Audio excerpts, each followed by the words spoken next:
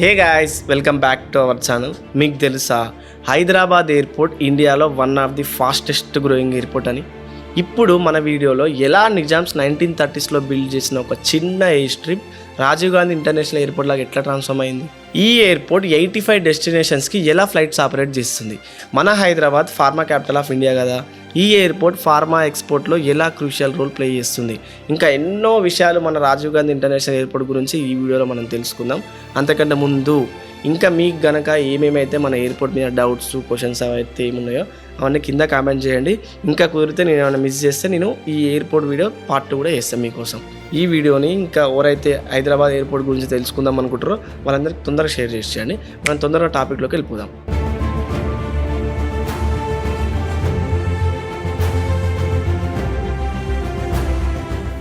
Early 1930s Hyderabad యొక్క first airport తయారైంది. అదే బేగంపేట్ ఎయిర్ స్ట్రిప్. దీన్ని హైదరాబాద్ యొక్క లాస్ట్ నిజాం కింగ్ అయిన ఉస్మాన్ అలీ ఖాన్ గారు నిర్మించారనమాట. ఈ బేగంపేట్ ఎయిర్పోర్ట్ నుండి Nizam government related services operate అయ్యాయి, లైక్ మిలిటరీ ఇంకా విఐపి ఎయిర్క్రాఫ్ట్స్ లాంటివి. ఆ టైంలోనే బేగంపేట్కు 12 కిలోమీటర్స్ దూరంగా హకీంపేట్లో కూడా ఒక ఎయిర్ ఫోర్స్ స్టేషన్ నిర్మించారు. ఇక్కడ రాయల్ ఎయిర్ ఫోర్స్ యొక్క మిలిటరీ ఆపరేషన్స్ జరిగేవి. ఇవే కాకుండా హబ్సిగూడలో హైదరాబాద్ స్టేట్ ఏరో క్లబ్ను కూడా నిజామ్స్ యొక్క పర్సనల్ ఎయిర్క్రాఫ్ట్స్ కోసం నిర్మించారు. కానీ ఇక్కడ ప్లేస్ సరిపోకపోవడంతో ఈ క్లబ్ను కూడా బేగంపేట్కు షిఫ్ట్ చేశారు. ఇలా కొన్ని సంవత్సరాలు బేగంపేట్ ఎయిర్పోర్ట్ మిలిటరీ ఆపరేషన్స్ ఇంకా విఐపీస్ను హ్యాండిల్ చేసింది. కానీ వరల్డ్ వార్ 2 స్టార్ట్ అవ్వగానే రాయల్ ఎయిర్ ఫోర్స్ ఎయిర్పోర్ట్ను టేక్ ఓవర్ చేసి దీన్ని ఫ్లయింగ్ స్కూల్ లాగా మార్చేసింది అనమాట. వార్లో ఎయిర్ ఫోర్స్కు పైలట్స్ అవసరం ఉంది కాబట్టి ట్రైనింగ్ కోసం బేగంపేట్ను ఉపయోగించారు. వార్లో అలయన్స్ విక్టరీ తర్వాత ఎయిర్ ఫోర్స్ ఇక్కడ ఆపరేషన్స్ తగ్గించేసింది. ఇంకా బేగంపేట్ను కమర్షియల్ ఫ్లైట్స్ కోసం ఓపెన్ చేశారు అనమాట. 1946 డక్కన్ ఎయిర్వేస్ హైదరాబాద్ నుండి బెంగళూరు వరకు ఫస్ట్ ఫ్లైట్ సర్వీసెస్ స్టార్ట్ చేసింది. ఈ డక్కన్ ఎయిర్వేస్ను నిజాం గవర్నమెంట్ ఇంకా టాటా ఎయిర్లైన్స్ ఒక జాయింట్ వెంచర్ లాగా స్టార్ట్ చేశారు. నెక్స్ట్ ఫ్యూ ఇయర్స్లో ఈ కంపెనీ ఢిల్లీ, ముంబై, కోల్కతా ఇంకా చెన్నై వరకు సర్వీసెస్ను స్టార్ట్ చేసింది. ఇండిపెండెన్స్ ఇంకా హైదరాబాద్ లిబరేషన్ తర్వాత డెక్కన్ ఎయిర్వేస్ను ఇండియన్ గవర్నమెంట్ టేక్ ఓవర్ చేసి దాన్ని 1953 నేషనలైజ్ చేసింది. దీన్ని airways India, Bharat airways, Himalayan aviation, Kalinga airlines, Indian national airways, air services of India లాంటి ఎయిర్ సర్వీసెస్తో మెర్జ్ చేసి ఇండియన్ ఎయిర్లైన్స్గా మార్చేసేసారు. ఫస్ట్లో బేగంపేట్ ఎయిర్పోర్ట్ డొమెస్టిక్ సర్వీసెస్ని హ్యాండిల్ చేసేది. కానీ 1946 ఇక్కడ నుండి సౌదీ అరేబియా వరకు ఇంటర్నేషనల్ ఫ్లైట్ కూడా స్టార్ట్ అయిపోయింది. 1950s నుండి హకీంపేట్లోని అన్ని కమర్షియల్ ఫ్లైట్స్ను బేగంపేట్కు షిఫ్ట్ చేసేసారు. హకీంపేట్ ఎయిర్ డ్రోమ్ను మిలిటరీ ఇంకా ట్రైనింగ్ పర్పస్ కోసం ఉపయోగించడం స్టార్ట్ చేశారు. దీనివల్ల బేగంపేట్ ఎయిర్పోర్ట్లో రష్ పెరిగింది. అందుకే రన్వే టర్మినల్ కూడా ఎక్స్పాండ్ చేసేసారు. 1960s బాంబే, ఢిల్లీ, మద్రాస్ వరకు కొత్త రూట్స్ను కూడా యాడ్ చేసారు. ఫోకర్ F-27 ఎయిర్ క్రాఫ్ట్ను కూడా యూజ్ చేస్తుండే అనమాట. ఇందులో 32 ప్యాసింజర్స్ వరకు క్యారీ చేసే కెపాసిటీ ఉండే దానికి. ప్యాసింజర్స్ పెరిగిపోవడం వల్ల 1972లో ఇంకో కొత్త టర్మినల్ కూడా కట్టారు. పాత టర్మినల్ను డొమెస్టిక్ ఆపరేషన్స్ కోసం ఉపయోగిస్తుండే, కొత్త టర్మినల్ ఏమో ఇంటర్నేషనల్ ఆపరేషన్స్ కోసం ఉపయోగిస్తుండే. ఇంటర్నేషనల్ ప్యాసింజర్స్ వల్ల ఎయిర్పోర్ట్లో స్పేస్ షార్టేజ్ మొదలైంది. ఎయిర్ క్రాఫ్ట్ సైజ్ పెరగడం వల్ల ఆప్రాన్ పైన పార్కింగ్ స్పేస్ కూడా తగ్గడం స్టార్ట్ అయింది. 1980s Begumpet airport 3 lakhs plus ప్యాసింజర్స్ని హ్యాండిల్ చేసింది. ఇంకా 10 cities కూడా రెగ్యులర్గా ఫ్లైట్స్ ఆపరేట్ చేస్తుండే. 1990s ఎయిర్పోర్ట్ను ఎక్స్పాండ్ చేసే ప్లేస్ లేదు కాబట్టి ఒక కొత్త లార్జ్ ఎయిర్పోర్ట్ అవసరమైంది. బేగంపేట్ ఎయిర్పోర్ట్కు సరౌండింగ్స్లో ఆల్రెడీ సిటీ మొత్తం స్ప్రెడ్ అయ్యి ఉంది. సో థౌజండ్స్ ఆఫ్ పీపుల్కు డిస్ప్లేస్ చేయాలనుకున్నారు. సిటీలో ఎయిర్పోర్ట్ ఇంకా ఫార్మా ఇండస్ట్రీస్ పెరగడం వల్ల ఎయిర్పోర్ట్ కంజెస్టెడ్గా మారింది. అందుకే అప్పటి సీఎం అయిన చంద్రబాబు నాయుడు గారు హకీంపేట్ ఎయిర్ ఫోర్స్ను సివిలియన్ యూజ్ కోసం అడిగారు. కానీ ఇండియన్ ఎయిర్ ఫోర్స్ దాన్ని యాక్సెప్ట్ చేయలేదు. ఎందుకంటే ఎయిర్ ఫోర్స్ వాళ్ళకి కొన్ని సెక్యూరిటీ రీజన్స్ ఉంటాయి కాబట్టి రిజెక్ట్ చేసి వాళ్ళు. కేవలం ఒక్క రన్వేతోనే బేగంపేట్ ఎయిర్పోర్ట్ ఆల్రెడీ తన కెపాసిటీ మీదే ఆపరేట్ అవ్వడం జరిగింది. 2008 వరకు ఇక్కడ నుండి 10 డొమెస్టిక్, 13 ఇంటర్నేషనల్ ఎయిర్లైన్స్ను ఆపరేట్ చేస్తుండే. 60 lakhs ప్యాసింజర్స్ దీన్ని ప్రతి ఇయర్ యూజ్ చేస్తుండే. ఇలా అప్పుడే ఇది కంట్రీలోనే 6th బిజియెస్ట్ ఎయిర్పోర్ట్గా మారింది. ఈ గ్రోత్ను చూసి కొత్త ఎయిర్పోర్ట్ను నిర్మించే అవసరం అనిపించింది. దీని ప్లానింగ్ 1990s స్టార్ట్ చేశారు. కానీ లేట్ 1990s వరకు దీని స్పీడ్ని ఇంకా పెంచారు. 1998 వరకు స్టేట్ గవర్నమెంట్ 3 లొకేషన్స్ను ఎయిర్పోర్ట్ కోసం షార్ట్ లిస్ట్ చేసింది. అవి ఏంటంటే బెంగళూరు ఒకటి, నాదర్గుల్ అండ్ శంషాబాద్ దగ్గర అనమాట. ఎన్నో డిస్కషన్స్ తర్వాత ఫైనల్లీ ఎయిర్పోర్ట్ కోసం శంషాబాద్ను సెలెక్ట్ చేశారు. ఎందుకంటే ఈ లొకేషన్స్ ఈజీలీ యాక్సెసిబుల్ ఉండే కాబట్టి. NH-44 ఇంకా NH-765 దగ్గరలో ఉండడం, 6 కిలోమీటర్ డిస్టెన్స్లో ఉన్న రైల్వే స్టేషన్ ఉండడం. ఇయర్ 2000 నవంబర్లో స్టేట్ గవర్నమెంట్ ఇంకా ఎయిర్పోర్ట్స్ అథారిటీ ఆఫ్ ఇండియా కలిసి గ్రీన్ఫీల్డ్ ఎయిర్పోర్ట్ కోసం ప్రైవేట్ పబ్లిక్ పార్ట్నర్షిప్ను ఏర్పాటు చేసి MOU సైన్ చేశారు అనమాట. బిడ్డింగ్ ద్వారా GMR గ్రూప్ ఇంకా మలేషియా ఎయిర్పోర్ట్స్ హోల్డింగ్ ఒక పార్ట్నర్షిప్ ఫామ్ చేసి AAI అండ్ స్టేట్ గవర్నమెంట్తో కలిసి హైదరాబాద్ ఇంటర్నేషనల్ ఎయిర్పోర్ట్ లిమిటెడ్ పేరుతో ఒక స్పెషల్ పర్పస్ ఎంటిటీని కూడా దీన్ని మేనేజ్ చేయడానికి ఫామ్ చేశారు. 2002లో దీని పేరుని చేంజ్ చేసి జిఎంఆర్ ఇంటర్నేషనల్ ఎయిర్పోర్ట్ లిమిటెడ్ అని పెట్టారు. ఎయిర్పోర్ట్ ప్రాఫిటబుల్గా ఉండడానికి 2004లో GHIL ఇంకా సెంట్రల్ గవర్నమెంట్ కలిసి ఒక అగ్రిమెంట్ కూడా సైన్ చేశారు. ఈ అగ్రిమెంట్ ప్రకారం జిఎంఆర్ గ్రూప్ దగ్గర ఉన్న 30-year కన్సెషన్ను ఫర్దర్ 30 yearsకు పెంచేసారు. అంటే ఇయర్ 2068 వరకు ఈ ఎయిర్పోర్ట్ను జిఎంఆర్ గ్రూప్ రన్ చేస్తుంది. ఇంకా ఈ అగ్రిమెంట్ ప్రకారం హైదరాబాద్ ఎయిర్పోర్ట్కు 150 kilometers రేడియస్లో వేరే ఏ ఎయిర్పోర్ట్ కూడా ఆపరేట్ చేయలేదని ఉంది. దీనివల్ల హైదరాబాద్లోని ఫస్ట్ ఎయిర్పోర్ట్ అయిన బేగంపేట ఎయిర్పోర్ట్ను క్లోజ్ చేయాల్సి వచ్చింది. ఇప్పుడు ఈ బేగంపేట ఎయిర్పోర్ట్ను గవర్నమెంట్, మిలిటరీ, జనరల్ ఏవియేషన్ కోసం ఉపయోగిస్తున్నారు అనమాట.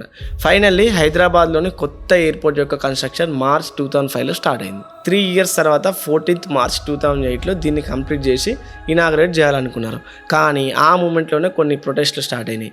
కొత్త ఎయిర్పోర్ట్ రావడం వల్ల పాత ఎయిర్పోర్ట్ను క్లోజ్ చేశారు.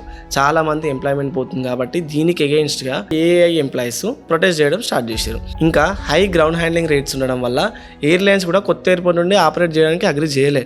అందుకే దీని first commercial flight 1 week delay అయింది. ఎందుకంటే ఆ ప్రైజెస్ తగ్గించేంత వరకు. ఇక్కడ అహ్మదాబాద్ నుంచి space jet SG-397 first domestic flight land అయింది. సెకండ్ డొమెస్టిక్ ఫ్లైట్ ముంబై నుండి SG-393 ల్యాండ్ అయింది.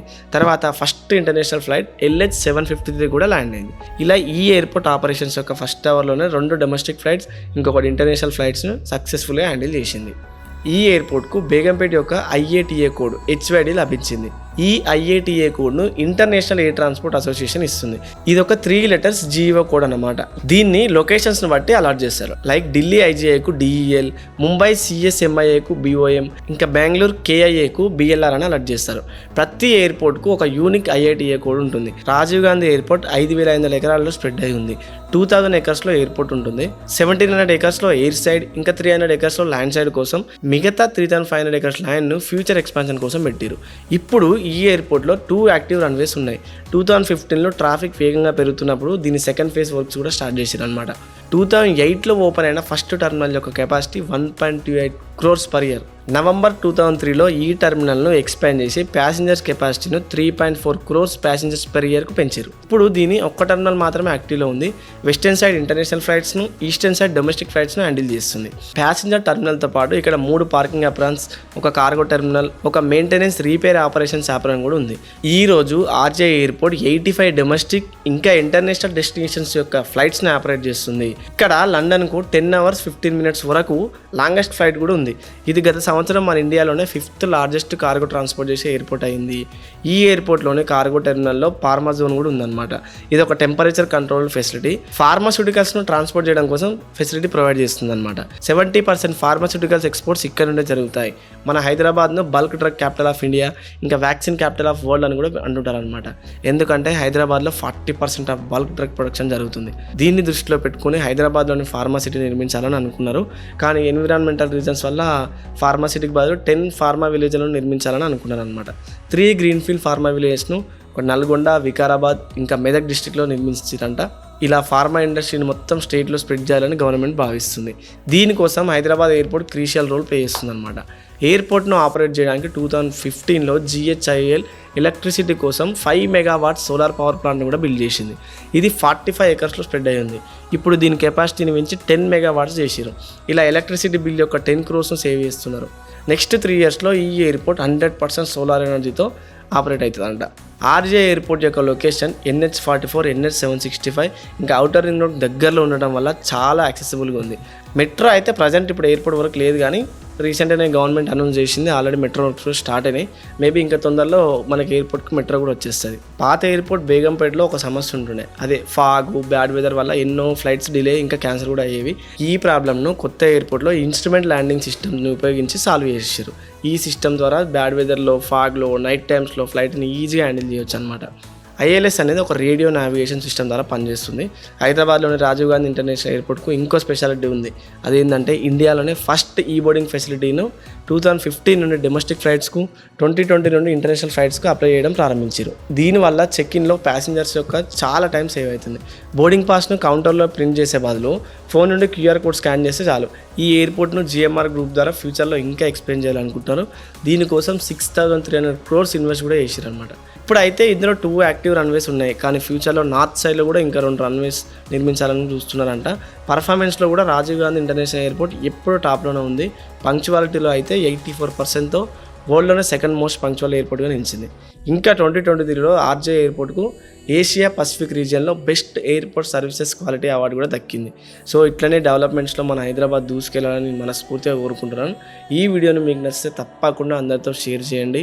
మన రాజీవ్ గాంధీ ఇంటర్నేషనల్ ఎయిర్పోర్ట్ యొక్క ప్రతిష్టను అందరికి తెలియజేయండి. ఇంకా మన కంట్రీలో లేదా స్టేట్లో ఎలాంటి డెవలప్మెంట్స్ మీరు చూడాలనుకుంటారో కమెంట్స్లో తప్పకుండా మెన్షన్ చేయండి.